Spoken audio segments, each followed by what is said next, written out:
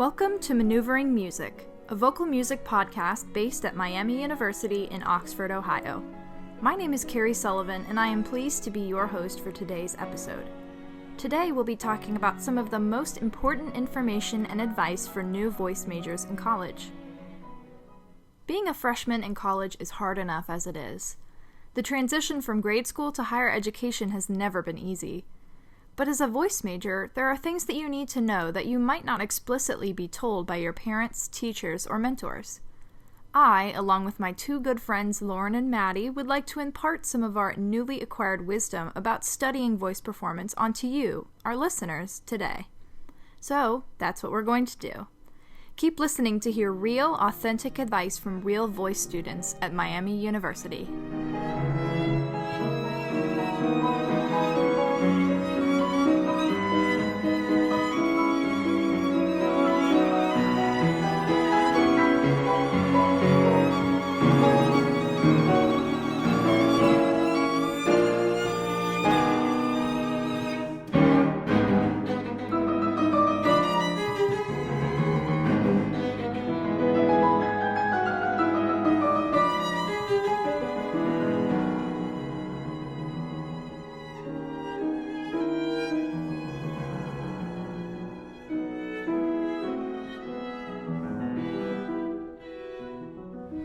Alright, so we finally made it to the talk segment part of this episode. I'm here with Madison Wells and Lauren Manus, two of my goodest best friends from Miami University.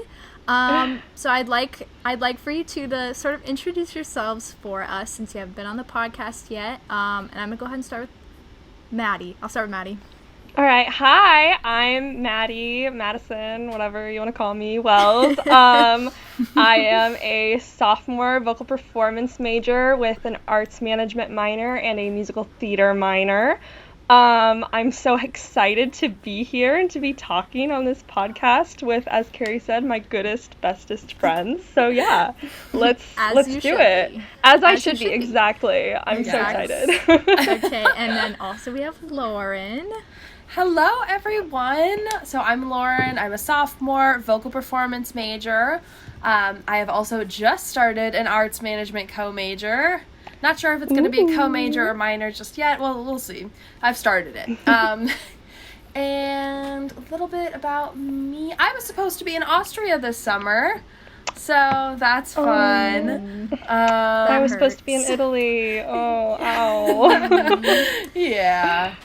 But other than that, yeah, I'm just here with my goodest, bestest friends as well.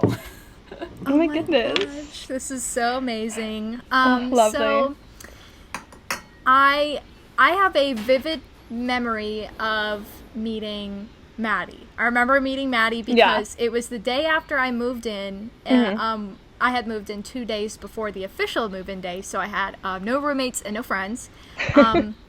But Maddie's roommate invited me over because I already knew her from high school, and then Maddie was, of course, there because she lived there. Yeah. And there was, like, a moment where she was like, Carrie, this is Maddie, this is Carrie, and, sparks flew, and it was, like, literally a very magical moment. I instantly fell in love. I think and I was thinking before this episode, I literally do not remember meeting Lauren. But she still has the same impact on my life. I don't remember meeting her. It was the same night. I don't think I remember.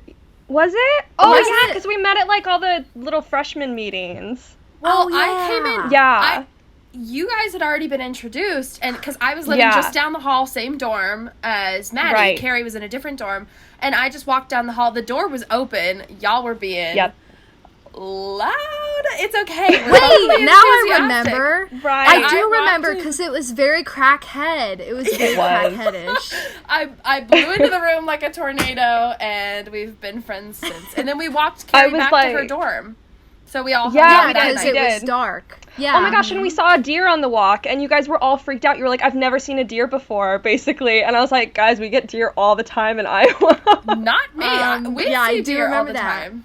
We see deer all the time where I'm from. Someone was like, I've never seen a deer before. Yeah, it was a bunch of people. I don't know who that was.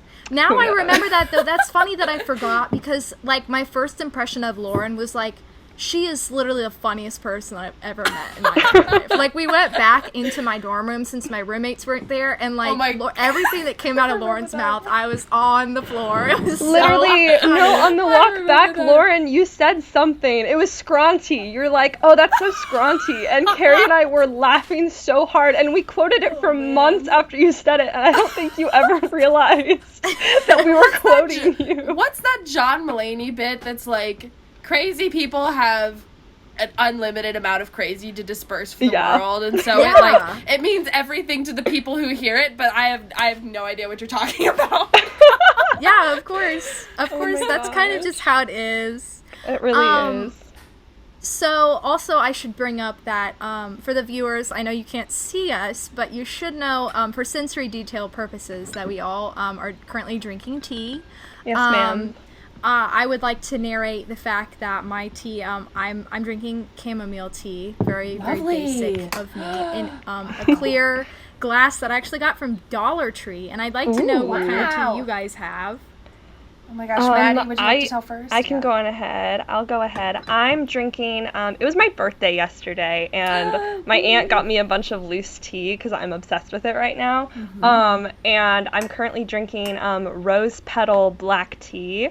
And the tea actually had like little rosebuds in it. It was so beautiful, and I'm drinking it in my little white ceramic cup that's got little blue flowers all over it, and it just makes me feel so dainty and calm. And close your eyes and picture the daintiest scene that you've ever seen. Please do. I'm in a meadow right now. Like. Yes, exactly. That's so beautiful. That's what it's like in Maddie's point of view at the moment. Exactly. What I'm a about Disney Lauren? princess. I'd like to hear. Yes. So I've got my little matching tea set. I've got my glass pot, I've got my glass saucer, and my glass mug. Which it brings me so much peace to have a matching set of things. I love that. But the tea I'm drinking is actually from a Cincinnati tea shop. So it's called Spice of Cincinnati, I believe. And basically it's this tea, and it's made up of 3 different types of cinnamon. I'm very excited about that. I love cinnamon. It's like the perfect introduction to fall for me, because this tea, like, it's so cinnamon heavy that it's kind of like how I like to drink my cider, like apple cider. Yes. This is the only way to have it. It has to have 3 different types of cinnamon for me, apparently. So it's extremely bougie, just like Lauren and everything she ever does. It's what she deserves. It's what she deserves, exactly. I'll take bougie. That's fine. Anyway, that is a very important detail that you must know before we continue. So I'm glad we got that out of the way. Tea is a staple. I don't even know where to start. So since we all have just finished freshman year, we just started sophomore year, I know that I could have used a lot more advice than I got before freshman year. I mean, you can watch all the little get ready with me for senior year in college advice, get ready with me video. Like, you can watch as many of those as you want, but if it's not a music major, and specifically a voice major who's giving you that advice, it's not always useful. And there's a lot to expect as a new voice major that you don't know about it until it happens to you. Yeah, which is terrifying. So, I don't know. I mean, where do we even begin?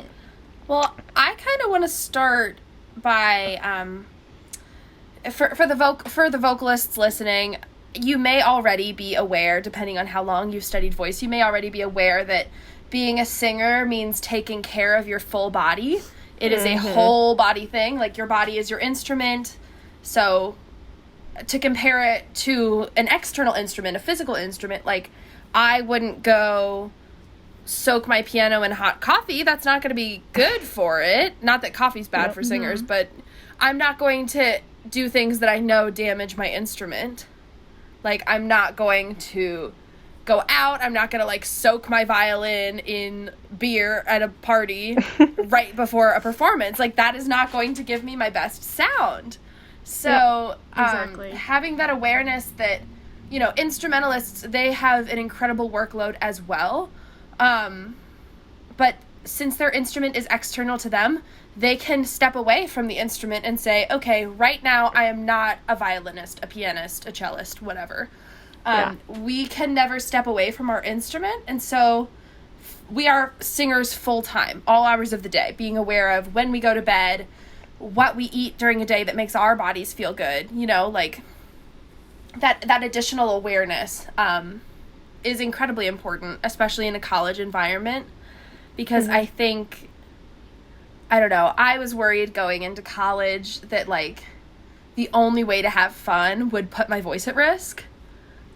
And obviously that's not true. And, you know, you can do just about anything you want in moderation, but just having that extra awareness that whatever you do with your instrument, and your instrument is of utmost importance if this is really what you want to do for a career. So absolutely. Yeah. That's my 2 cents on that. Right, because, you know, as, you know, like you said, like a violinist or as, you know, a trumpet player or something, if you get, you know, a head cold, it's not the end of the world. You can still play your instrument. Right. Unless you're, like, completely incapacitated, sickness doesn't really, you know, do anything for you. But if you're a singer, a head cold can mean that your performance is going to be not to the level that you know that you can perform. Yeah, absolutely. And college is a breeding ground for just disease. Disgusting, horribleness. It's a bunch of people living together in a space they've never been in before, and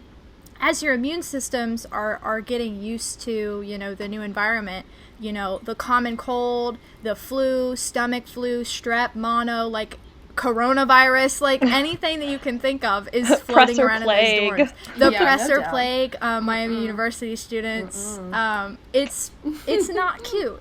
So I think it's extremely important to drink your tea, first of all. Yes, hydrate! As many, you know, vitamins as you can shove into your body. I drank Emergency every day freshman year. I took elderberry gummies. Right now I'm taking vitamin D, take probiotics, like literally sleep. Like, I know, but, like, sleep. Like, seriously, take care of yourself, because, like, not taking care of your body is equivalent to, like, just throwing your clarinet on the ground and stuff. Right. So seriously. Literally. I had, like, a period of time, I think it was in, like, either, like, September or October, where I lost my voice for, like, a week and a half. And I remember that. It was so scary. I was like, I'm over. I am literally never going to sing again. I am dead right now. I am deceased currently. And I'm paying I'm paying half of $100,000 a year to not be able to do what I came here to do. Exactly. And it was so scary, but it so taught me, like, okay, I need to put myself first, because I wasn't, like, sick. It was just that I had overworked myself, and it's easy to do. You can't do that. And it's so hard, because I feel like so many colleges put, like, this pressure of, like, you can't have a social life. You can't, like, have a solid sleep schedule. You just need to work. And that's true. Yeah, you need to get your work done, obviously. But also, you need to value your own health and your own well-being, and that's, like, regardless of your major, you know, that's just something that you should do. But especially whenever you're in the vocal field, value yourself, because you never know what you've got until it's gone, man. You're absolutely right. Absolutely right. It's also I was just going to say, it's a little... Sorry, I think we've got a delay. It's okay. It's fine. I'm interrupting. It's okay. Oh, no. But I think, Maddie, you bring up a really good point. It is so easy, again, because we are our instrument, when we aren't feeling our best, like if we're sick, even if it's not something that you caught from someone, but just like a sinus infection that happens with the weather change, you know? Yeah. When you do get sick and you're not performing to your best, you feel at fault for not responsibly taking care of your instrument, even if it couldn't have been prevented. Like, I personally get like 2 sinus infections a year, because your sinuses are closed, pressurized cavities. And so when the temperature changes, the pressure in the atmosphere changes, and literally the pressure in your head, the pressure in the bones in your head changes. And so your sinuses are like, what is going on? And then you might, if you're like me and you're super sensitive, you might have an infection. And so it's like, this, if you if you get really down about this sort of thing, like, it can impact you for long after you have recovered, like, physically from whatever sickness you were experiencing. Yeah. Like, I was in a rut, you know, because when you're still singing while you're sick, you get into these new weird technical habits that might not always be right. And so coming back out of that sickness, I was still carrying these weird habits that I'd picked up from nowhere. And it took a while to recover for me. So I think also remembering that, you know, you want to sound good long term. And if you're singing while sick, because you got to keep your muscles, like, in shape and everything, if you're singing while sick, you don't need to sound good right now. You need to sound technically correct right now. You know, like, this is not going to be your performance best, but it's going to matter when you're done being sick in, like, 3 more days, that you maintained the technique that you know. You didn't go by feeling. You went by thinking. So that's... Yeah. I get so distressed when I am sick. I'm always... I mean, ever the drama queen, right? Sopranos. I mean, come on. Of course. We can't help it. Right. The amount of combined drama and, like, big fat brain that's on the Zoom call, like 3 Sopranos. The big soprano brain on this call is far massive. Too much for anyone to handle. Inside of this bus is way too loud. Astronomical. And you know what? You brought up that about, you know, being distressed about the way that you sound when you're sick. And I think that's super true. And I super agree with that. And I also want to extend that to just, like, your voice is not going to be the same day to day. Yes. And if you haven't figured that out yet, by the end of high school, you're welcome. probably like me and you did not practice in high school, which, by the way, get ready for a rude awakening when you get to college. It's not just learn your music anymore. It's practice it. Practice your music. Like, learn to sing actively. But as you practice for, you know, multiple hours a day, you know, multiple days a week, maybe take a day off, but you're going to notice that your voice is not the same from day to day, and that can be jarring. And still, after a year of experiencing that, it is, you know, it's upsetting to me when I go to sing, and I was able to, you know, I sounded great on it yesterday, and it felt great, but today, you know, my tongue is tense, and my jaw is tense, and I'm just, I'm not in that same body that I was in yesterday.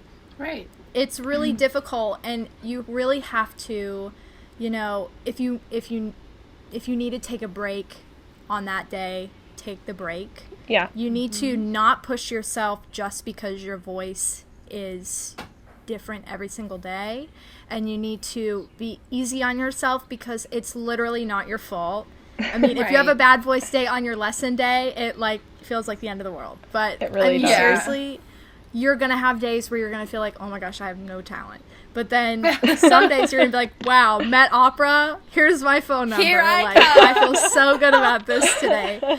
That is so important. It's a lesson that I've been learning every single day, you know, since last August. And I think it's really important to kind of know that in the back of your head, so when it happens, you're not caught off guard by it. Right. Yeah. Going off of that, I don't know if this is a me specific problem. Professor Smolder, my voice teacher, he tells me that I have listen to myself-itis, where I do this thing where in my head I'm like, oh, that sounds good, I'm gonna keep doing that. But that's not necessarily the correct technical thing for me to be doing at that moment. And so basically what I've learned from that is trust your teachers. They know what they're talking about. There's a reason they're your teachers. Right. But also, like, trust yourself still. Don't trust the voice that's like, oh, that sounds good, go with that. Trust the voice that's thinking about the technical aspects. Because there for a while I was really scared to practice on my own. Because I was like, well, I only listen to myself. I'm not going to know if I'm doing it correctly or not. You have to trust yourself to take those steps. And record your lessons, like, record the things that your teachers are saying to you, and drill them until it's not like, oh, I'm doing this and I forgot that I need to do this instead, until it's like, that's the first step. And that's like, oh, that's what I'm doing. That made no sense. Yeah, I got it. Okay. No, I understand. Yeah, and kind of... Yeah, you just... Please, Lauren, go. You just put a thought in my head there. Like, so much of... As you were talking about having listened to yourself-itis, which I have been guilty of on many an occasion. Because, I mean, like, as you learn... As your sound develops and as you hear it yourself, it's so singing is so metal. It's so bizarre because literally it's your bones.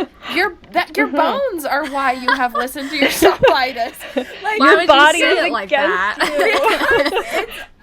I just don't think people understand how cool that is. Like, you have, like, in your head the resonance cavity of, like, a violin, or I try to imagine my whole body as a cello to imagine my sound going lower, you know, and wider. Like, it just it becomes more full body singing for me. But literally, your bones resonate your sound, and that's why we have a weird time hearing ourselves. Like, we can't step away from our instrument.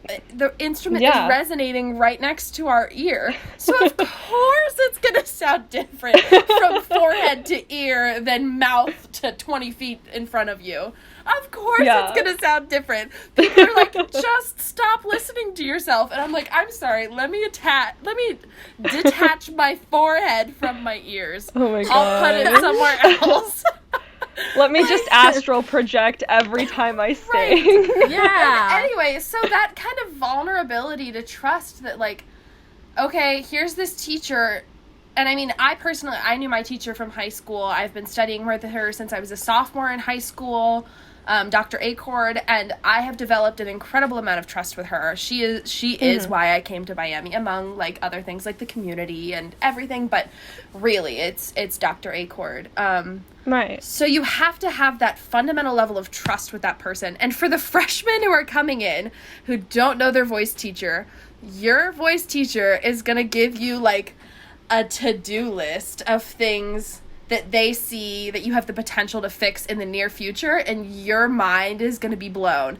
Like, hello, nice to meet you. Here's everything that's going to be incredibly vulnerable for you this year that you're just going to have to trust me on based on the fact that I am a professor. I have credentials. Quite literally.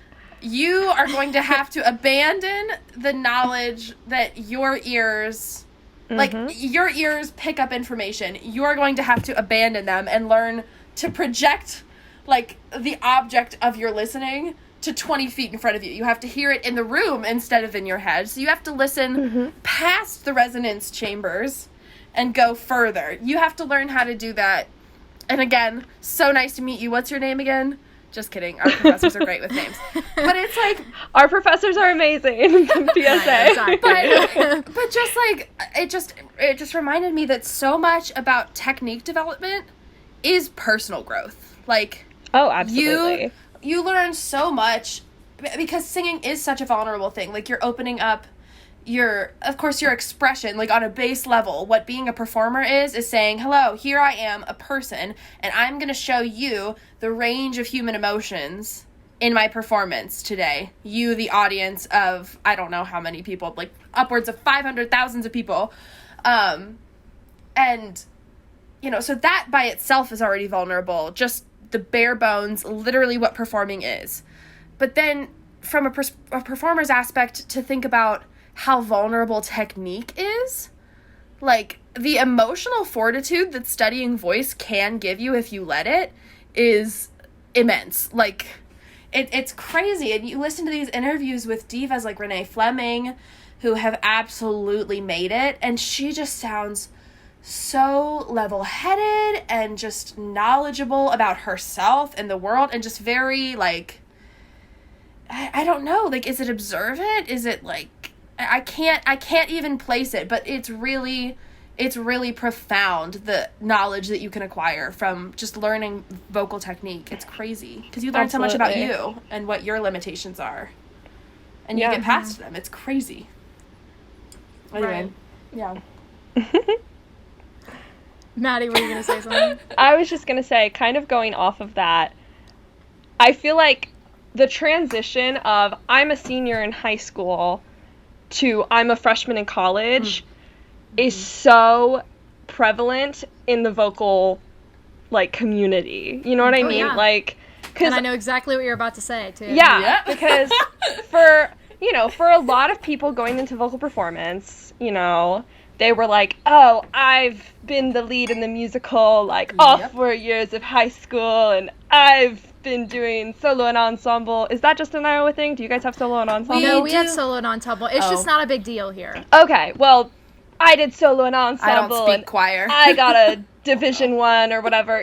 Like, we all came into the school thinking, oh, I got this. Well, I was terrified, actually. But, there's a level of confidence because you're used to kind of being the top dog from where you're from. And then you go into your first lesson, and it's basically, obviously this is an exaggeration, but it's like, okay, everything you've been doing, we need to change that. Like, you have to be prepared to be told that you are not that girl anymore,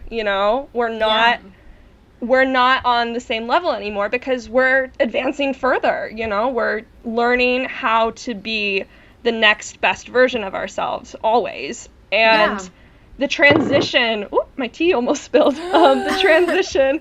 I'm spilling tea, literally and figuratively. Anyways. Yes, absolutely. No, but the transition from, oh, I know what's going on, to, oh, I'm a child again, is...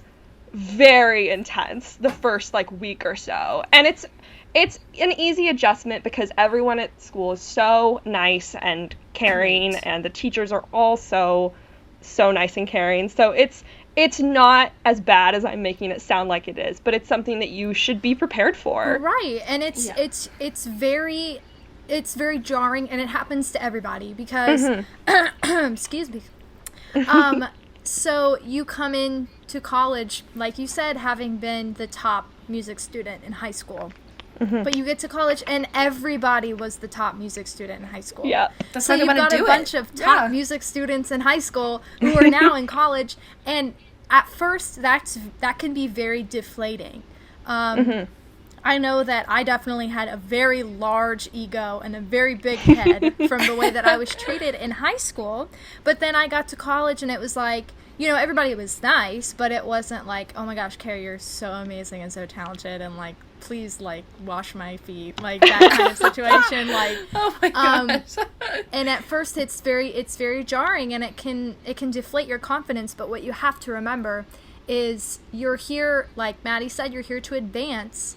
And if you were the best one here as a freshman, why are you here? So obviously that means that you need to be at a different school that's more challenging, or you need to be calling the Met ASAP and being like, hey, you need to be in contact with me.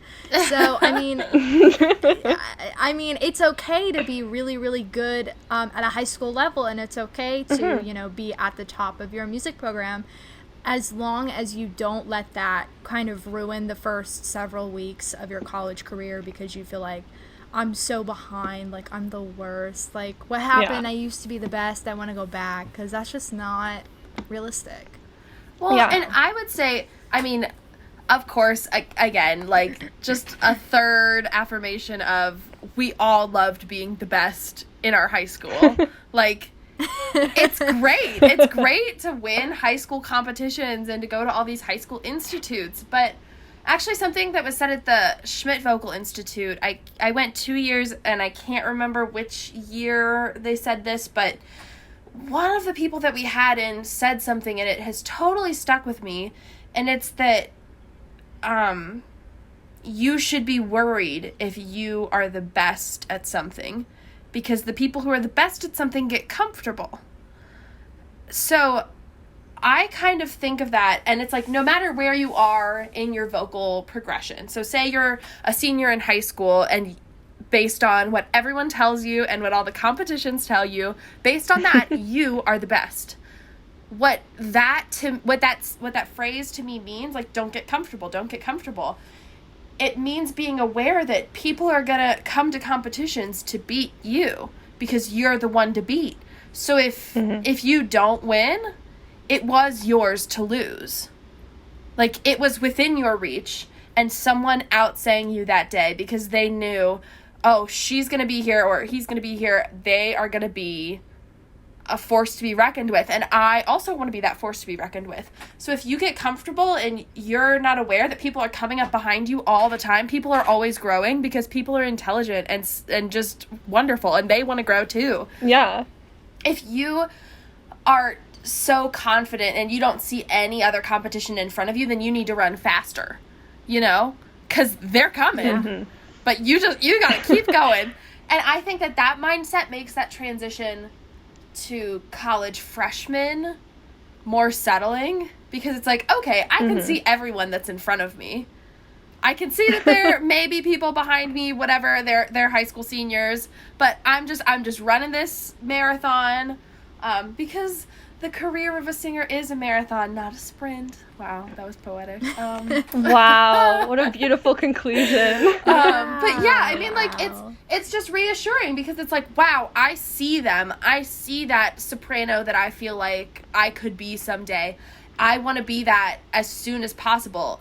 That motivates me to get into the practice room. It doesn't make me feel as discouraged as I think it might have had I not been given that advice. And I think that's pretty true for any major, I would say. Like, if you want to be the top in your class at, like, Farmer School of Business, like, this is applicable to you as well. So, yeah. Right. Yeah. Exactly. Yeah, and I mean, that is extremely true. Don't take it too far. Don't go to a place where you're like, I just heard Lauren sing at Forum, and she's so amazing. Oh my gosh. And I literally want to sound like her. Like, I'm going to work to sound like Lauren. You go to that place, and you don't want to go to that place because Lauren is amazing. Lauren is so talented, and everybody, thought she was so talented after they heard her sing. I mean, literally, we were all talking to each other like, how is she so good? Like, what the heck? But you have to kind of realize that, if you're talking about another student, you're talking about a different set of vocal challenges, because even if you can't hear it, nobody in their undergrad is going to be a perfect singer. Yeah. So, Lauren has vocal issues that I don't necessarily have. I have my own vocal issues. But if I try to sound like Lauren, then, like, I'm going to have to get to Lauren and then work with Lauren to get, like, to professional singer level. Right. Like, you don't want to go there with a student, because you have to remember that nobody's perfect at this. And also, nobody's voice is the same. Exactly. Seriously, it's more apparent, like, if you're a mezzo and Lauren is a big high crazy soprano, you're not gonna sound like Lauren because that's not your voice. But you have your own beautiful, rich vocal range. Like, oh my gosh, literally. I would just like to shout out my good friend Miss Jaisla, who's in our year. Jaisla. Yes. We need to get her on here. Literally. We just need to have her sing us all to, like, sleep or something. I just want Jaisla to sing me lullabies all the time. Right. She's got this beautiful, like, I don't even know, just, like, this rich, lovely middle voice that I may never have. I don't know. Maybe you're like, I can dream. Call me again when I'm, like, 60 and I've aged into it. Right. And I can no longer sing my top notes.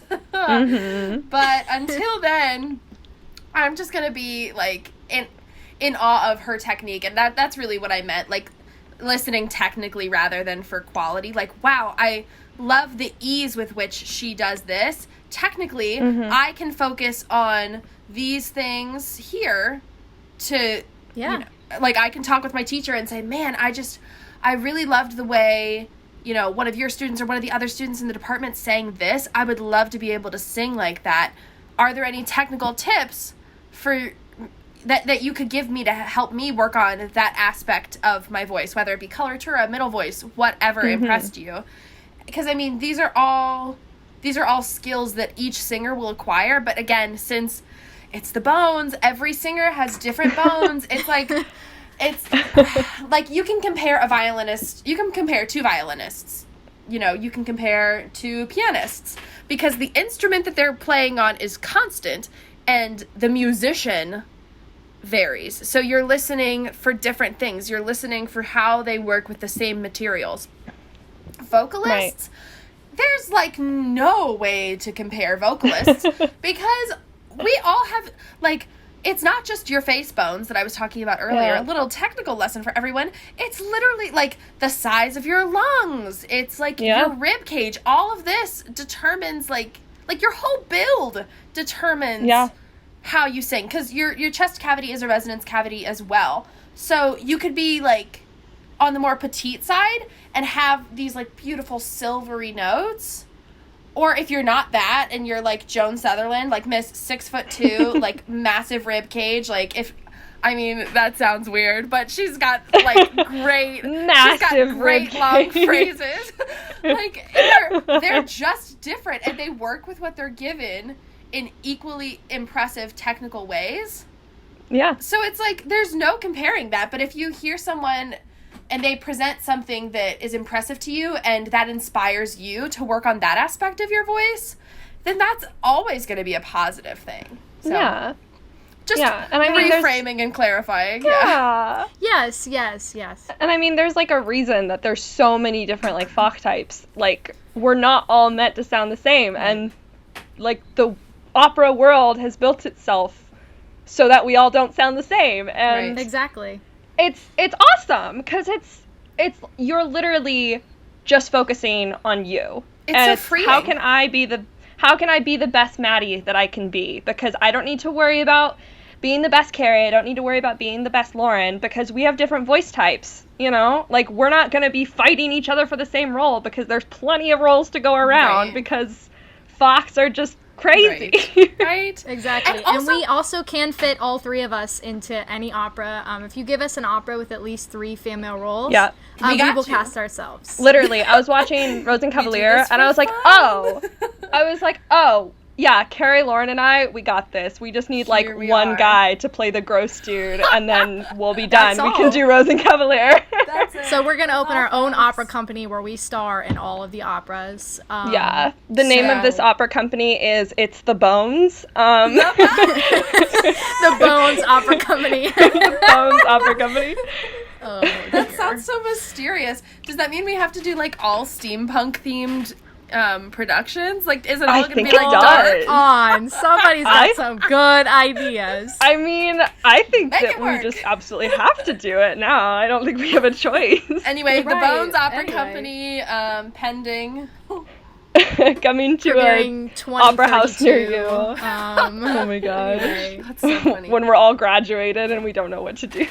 Oh, and speaking of 2032, it's very important to remember that learning to sing, learning any instrument, but especially learning to sing, is a lifelong journey. Oh, absolutely. Because no matter how hard you practice and how much you train in your undergrad, simply your body, it grows. Like, your body changes constantly. Yeah. And you're not going to have a fully mature sound until you're, into your 20s and 30s. Yeah. Right. And your sound is changing constantly. And, even if for some reason you matured really fast and, like, you had the body of a 30-year-old when you were, like, 20. Based on your Fach. It's simply, you go through undergrad, and then you go through grad school, and you keep learning. And then you graduate from grad school, and maybe you go, for your doctorate. Or maybe you just keep studying with, a coach and with a teacher, and you keep accepting what little jobs you can get, and you keep growing, and your body changes,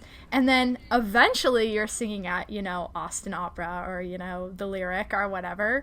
But it takes a long time, and it's easy to forget that in this sort of society that we have where everything is so fast-paced. Mm-hmm. Most people want to know how fast they can graduate college, how fast they can get into their career, but as a singer, you have to consider yourself as an aspiring artisan of your craft. It's Absolutely. Like in cultures where people, study the same art for their entire life, and then once they're into their older years, they become an artisan, they become a master, and that's what they do, and they spend their whole life doing that. That's what this is.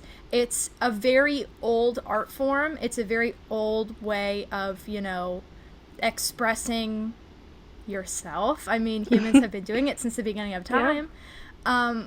And it's just important to remember that if you want something that's going to be fast, become Hannah Montana or something. This is not for you, because it's going to take forever in a good way. It takes forever in a good way. So it takes forever, and then it lasts forever. Exactly the flip side of that. Renee Fleming is in her 60s now, still and performing. She's still so beautiful. Still so beautiful, and still performing at the highest level. Like, it is entirely about longevity. And again, Carrie, like you were saying, like, it does come down to your body still needs to grow. Again, with the singer-instrumentalist analogy, children can start on instruments.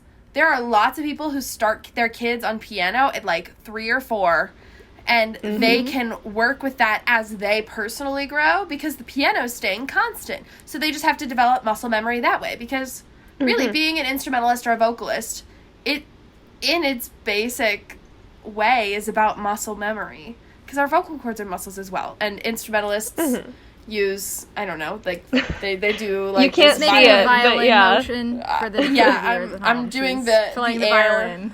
Yeah, it's like the air like fiddle a rock. It's like very a rock fiddle. beautiful, Yeah. very technically correct. Yeah, very, very, very good.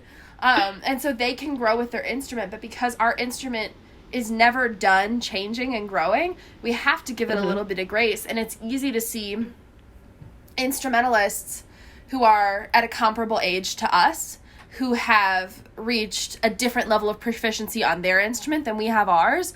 But also, contrary to what, like, America's Got Talent will tell you, you can't really start singing opera when you're, 6? Like, all these child prodigies singing Nessun Dorma. That bothers me so much. Literally. It makes me so upset. Gosh. Why are you singing a song for a baroton? As a 6-year-old, the bones you don't are have not the bones. there. You cannot be in our opera company. You do not have the bones. Oh my The gosh, bones are not yours. We could make this a reality TV show of, like, casting opera singers, and if we Oh my book them off the gosh. show, we say, you don't have the bones. Wow. Yeah, and then instead of, like, the red X's, it's like a cross, like a skull and crossbones. Oh my gosh. Wow. Oh my gosh. We need to be stopped. We do. No, we need to be funded. I have funded. You're right. Guys, You're the right. link to our GoFundMe will be... No, I'm kidding. I'm not doing that. No, but going back to kind of, like, building off of what Lauren, you just said, and what Carrie, you originally said, I think it's also kind of scary. I have personally been in the experience where, I'm meeting someone new, or I'm talking to an adult, and they're like, oh, you're in college, what's your major? And I tell them vocal performance, and the follow-up question is almost always, oh, so what do you plan on doing with that? And it's so... Carrie just rolls her eyes. So annoying. It's so hard because... right? I'm performing vocally. I'm gonna do Thank with you. it? Vocal performance. But it's hard because, you can give an idea. You can say what your dreams are and what you'd like to do. Like, I answer that question and I'm like, well, I'd love to move to Germany someday and be an in-house Fach for some opera house, That's the dream. But, like, is that going to happen? Who's to say? Because I'm still a child vocally, so... it's hard to say what my future is going to lead me to. And it's also hard because so many opportunities in the vocal world just kind of come into your life and leave. And so it's not like I don't want to say it's not a constant field, but it's a very motion-filled career that we're all pursuing here. Right.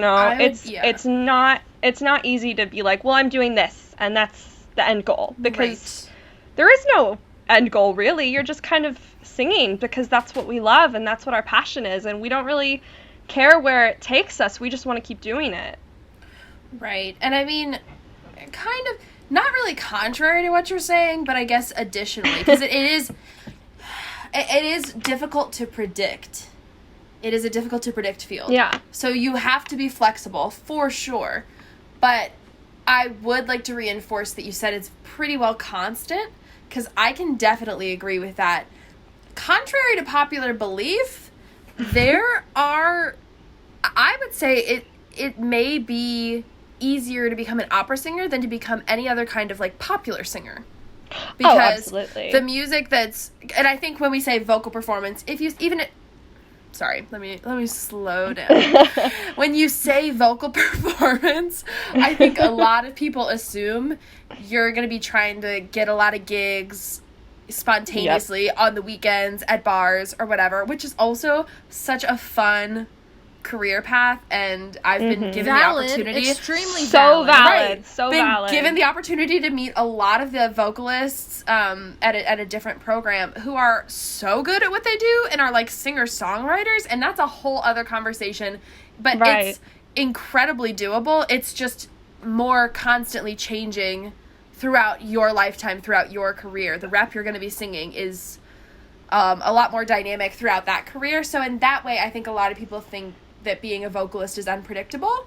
But for opera, our repertoire, we have a standard repertoire, and then we have things that are currently evolving, like we're doing this season, hopefully in the spring, Hydrogen Jukebox by Philip Glass, a living composer. And one of his more prominent and exciting works was actually just at the Met, Akhenaten, about one of the pharaohs of Egypt that you don't really hear about.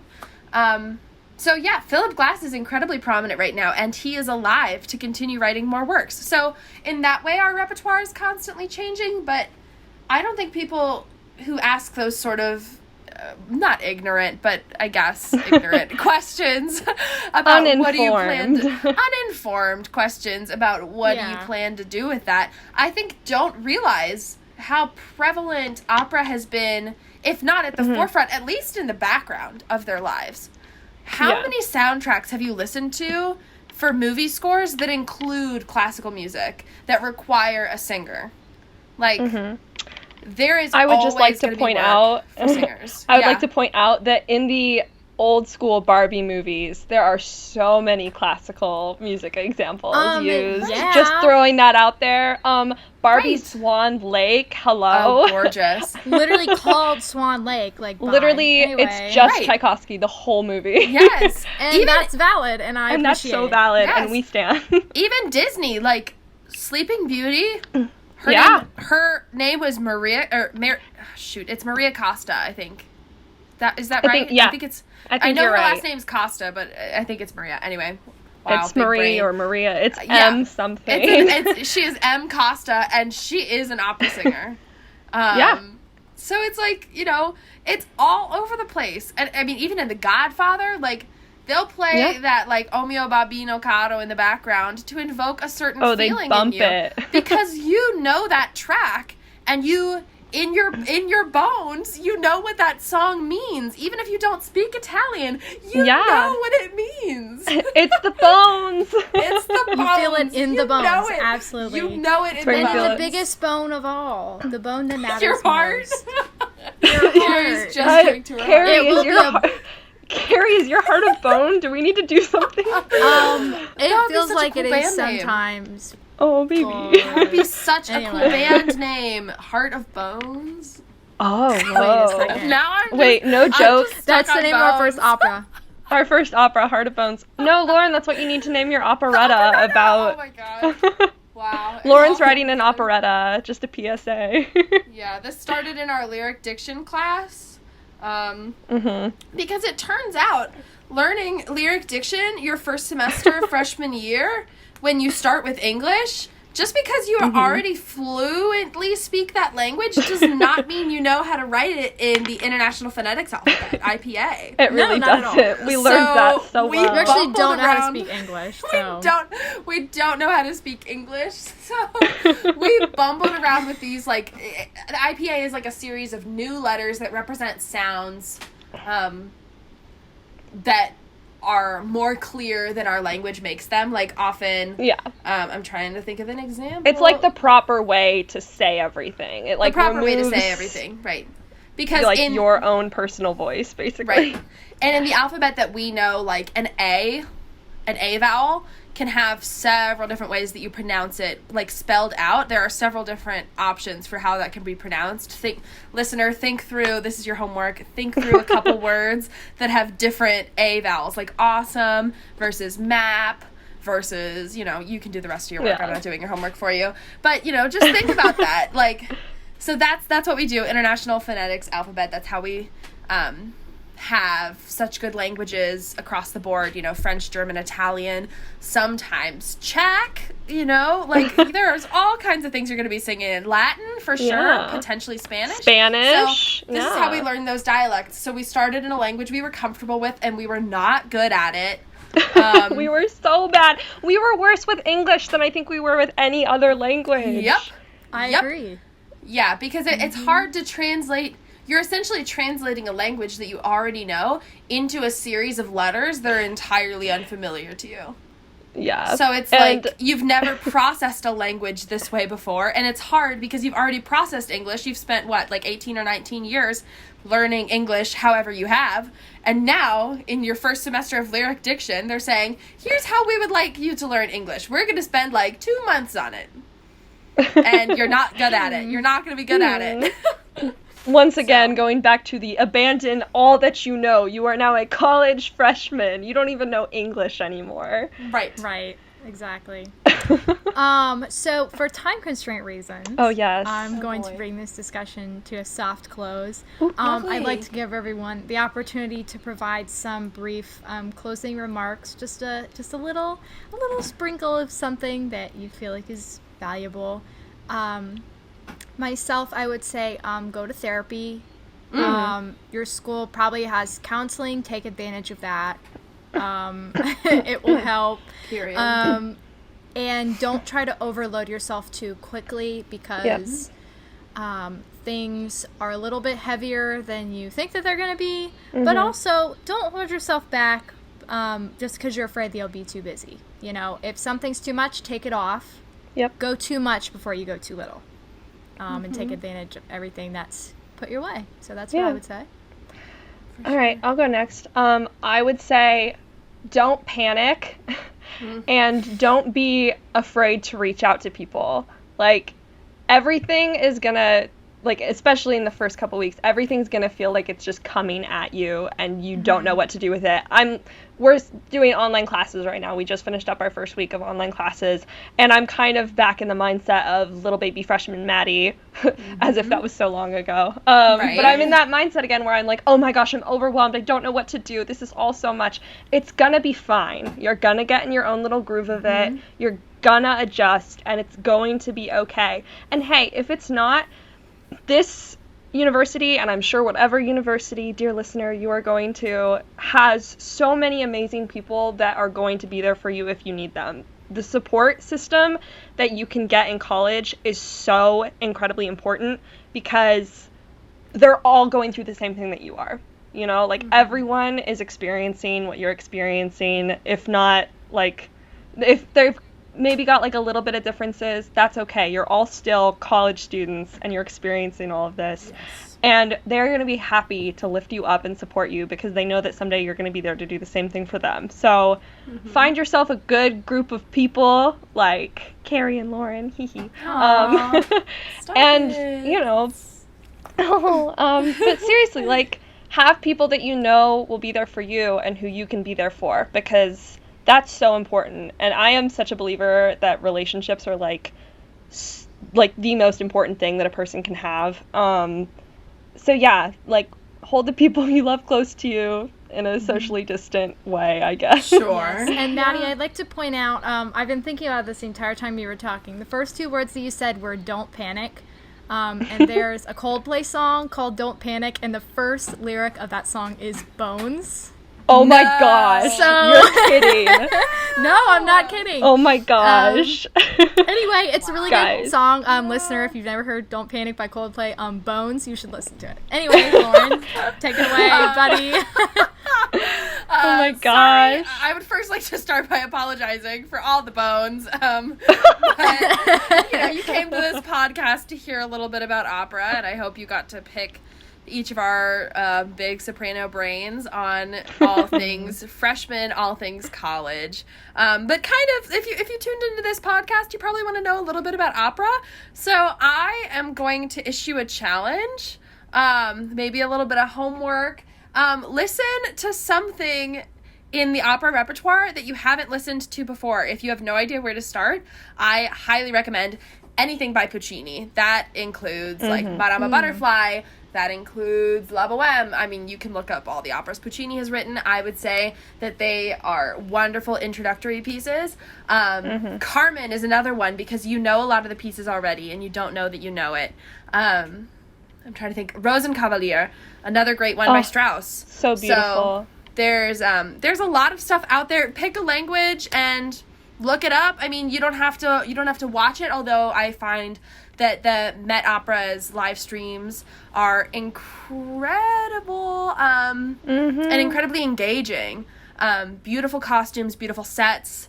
You can do a free trial for a week, or if you wanted to support the Met since they're struggling right now, you could sign up for that subscription to be able to watch opera at any point during the year. Or you could watch The Marriage of Figaro by Miami University Opera. It should be somewhere. But yeah, listen to something that you haven't before. It can just be one song. Just expand your brain a little bit. Opera is not stuffy like people might come to think. It's heightened humanity, and everyone should have a little taste of it. Period. And that's Bones. on period. And that's on period. And that's on bones, period. And that's on bones, period. Absolutely. Oh my well, thank you, gosh. ladies, my goodest, bestest friends, Oh for my coming on my gosh. podcast Thank you for having today. I say us. my like it's mine. Our podcast. The podcast. Our podcast. The podcast. The So- capital T, the trademark. Yeah. Yeah, good, Maddie. Good job. Yay! So, I all really right. forgot what the started with. Anyway, big oh, soprano no. brain. Sort out your bones, please, Maddie. Please, I'm trying. Alrighty, so we're gonna say goodbye to Lauren and Maddie. We're gonna listen to a little bit more of the piece that we've been listening to, and then I'm gonna go ahead and conclude this episode. So thank you for listening, and I'll catch you in a few seconds.